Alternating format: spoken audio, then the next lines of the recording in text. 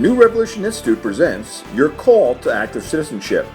This is Lesson 4, The Importance of a Christian Worldview, Part 1. This lesson will cover 1. What is a worldview? 2. What is a Christian worldview? 3. How does a Christian worldview differ from other worldviews? And 4. What was the worldview of our founders? Now, here's your teacher, Matt Staber.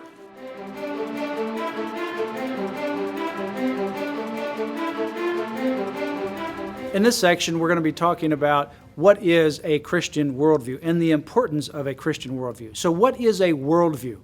A worldview is how you view the world. It's the presuppositions and the understandings that you have as to how you view the world and its circumstances. Everyone has a worldview.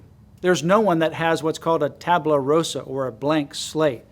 Everyone is coming from a particular worldview. Most people do not realize the worldview from which they operate because they've picked up bits and pieces of ideas from teachers, from reading, from other individuals, and they've combined them all together in a mesh. And from that foundation and from those presuppositions, they make their decisions. But whatever it is a worldview.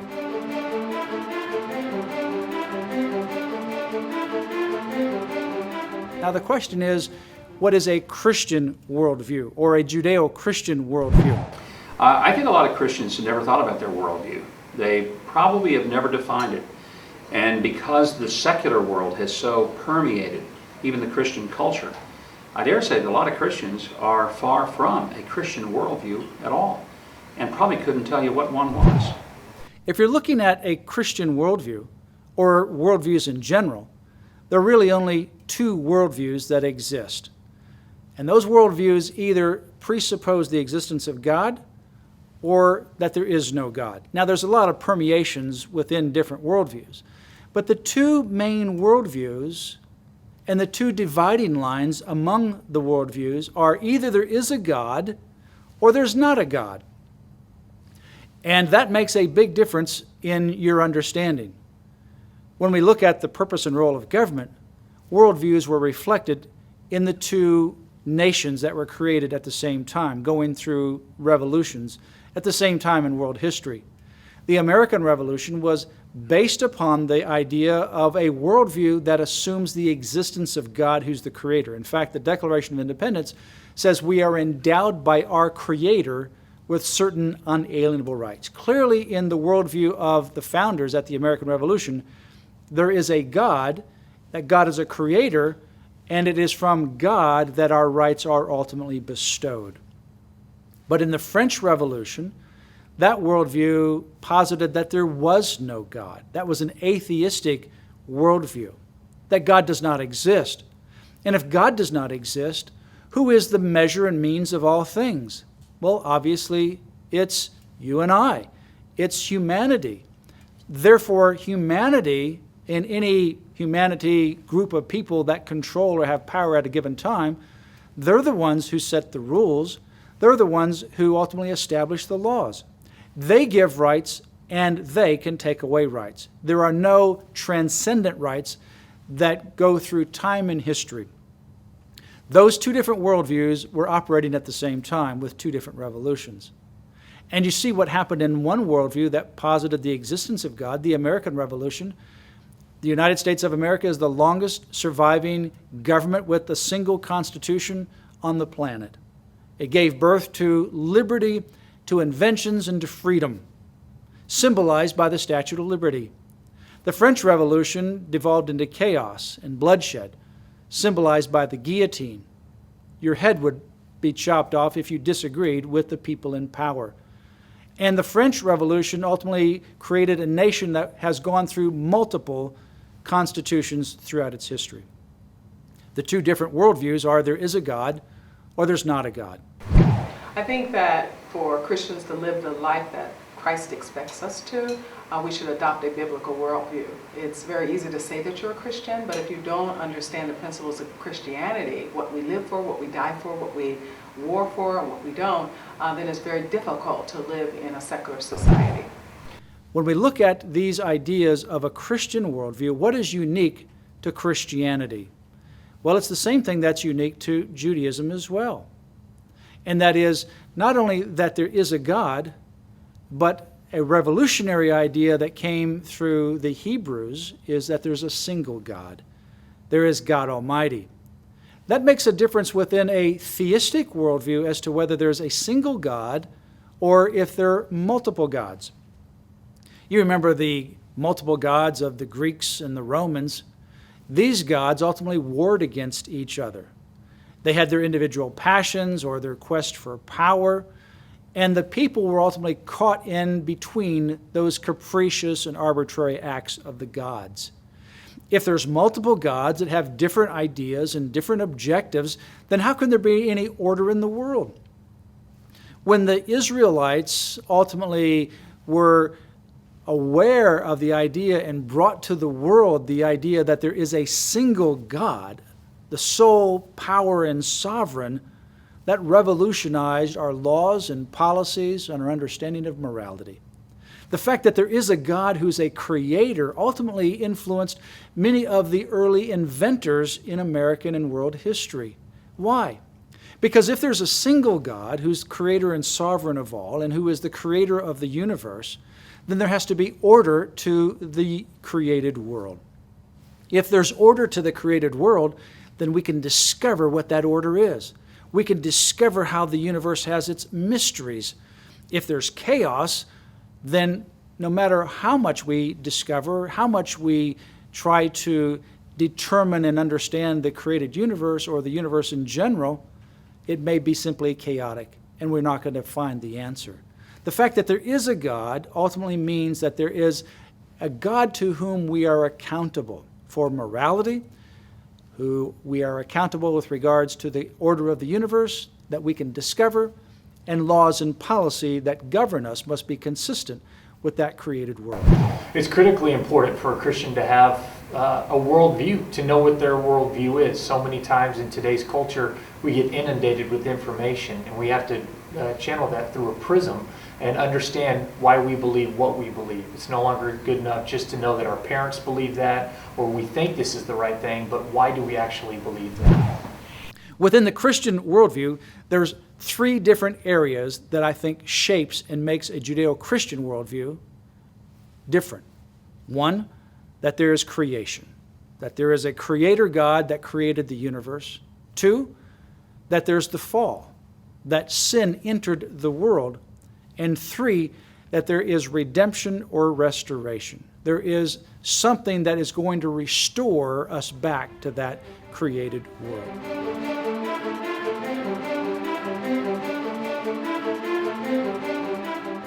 So, how does this worldview differ from others?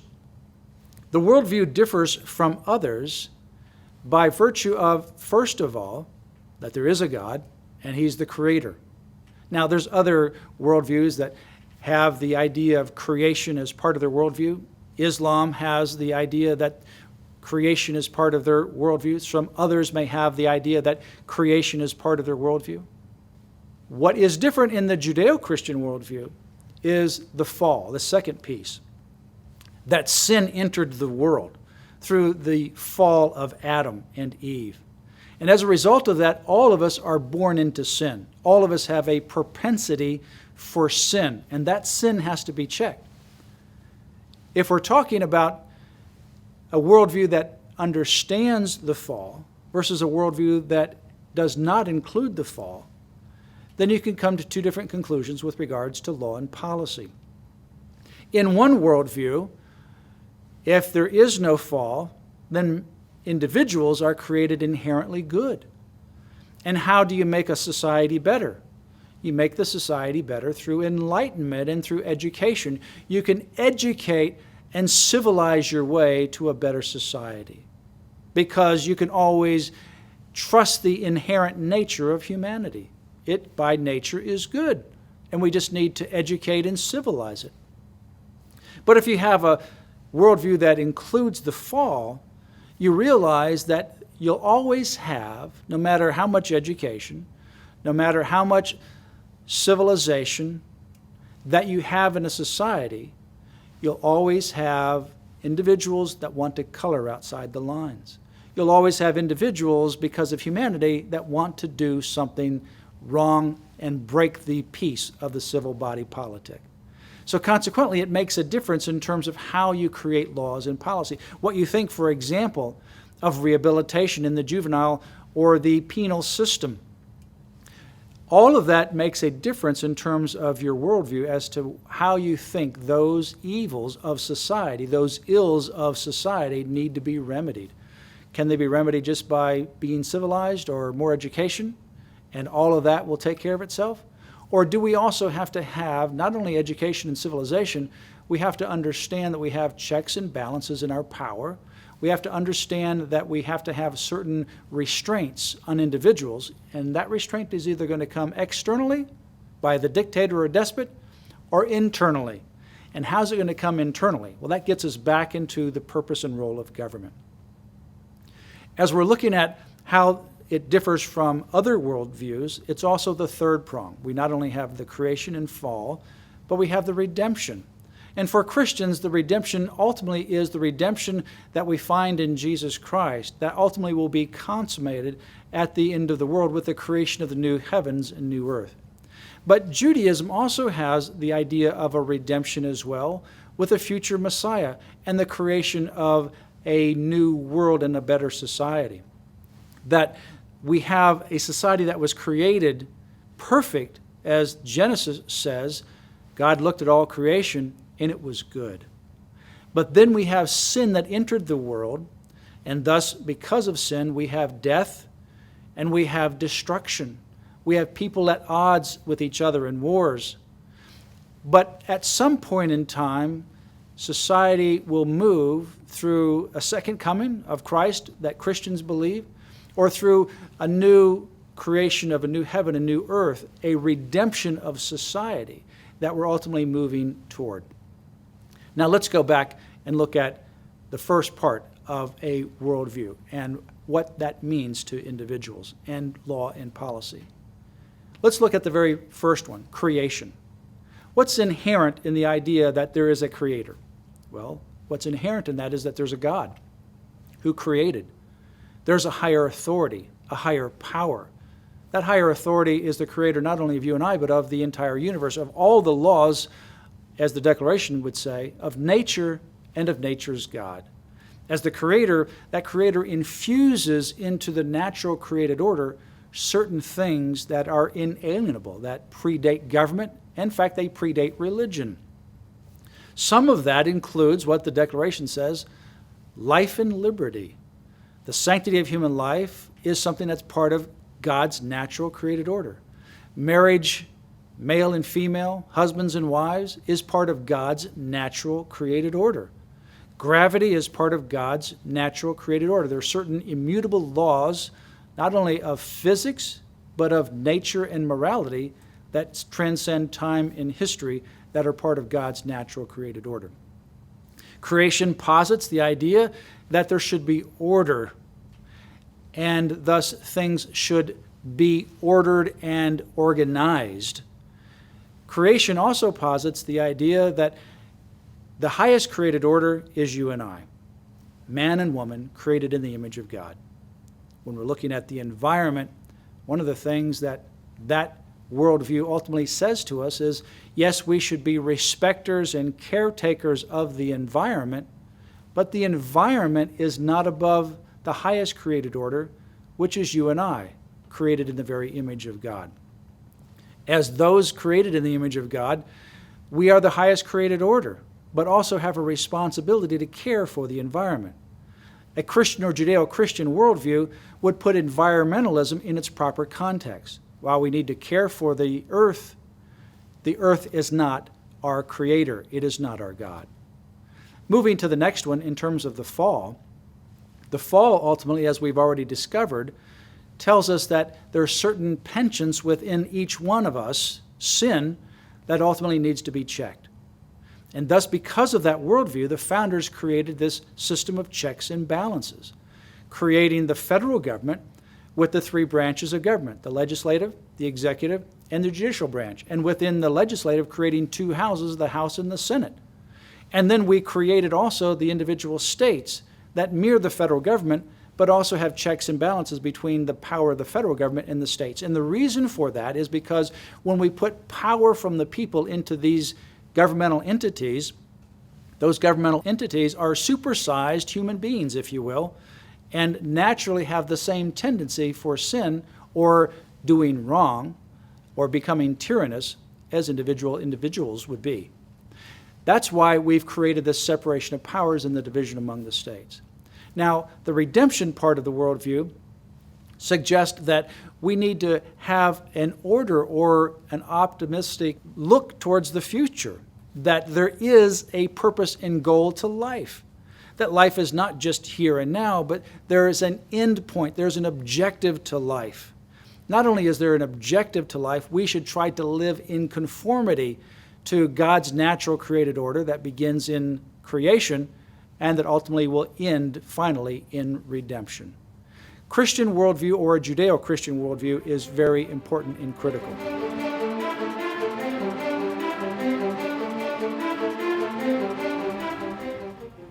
The founders operated under a Judeo-Christian worldview. While all of them may not have been Orthodox Christians, many of them, in fact most of them, were Orthodox Christians.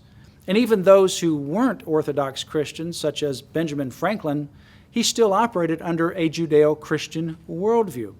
He believed in this idea that there is a creator God, and God, who is the creator, gives us certain unalienable rights. He believed in order within the universe, and obviously these founders created the Constitution of the United States based upon that Judeo-Christian worldview. Some people may say, this is a Christian nation. No, it's not a Christian nation. The issue is not whether everyone was Christian. The issue is whether Christianity and Judaism influenced our laws and policy. And with that, there clearly is little debate. Judaism and Christianity, or a Judeo-Christian worldview, and particularly Christianity, significantly shaped the laws and policies of the United States of America. In fact, the Ten Commandments, as a rule of law, shaped our understanding of the law itself. That's why we see the Ten Commandments all over the United States, in Washington, D.C., and in our states, because it symbolizes the rule of law. It was a law that came from God that ordered humanity in two specific ways: our relationship to God and our relationship to one another. Jesus summed up the Ten Commandments with, love your God with all your heart, with all your soul, with all your might, and your neighbor as yourself. That is the summation of all the laws. The founders operated within that kind of idea and worldview.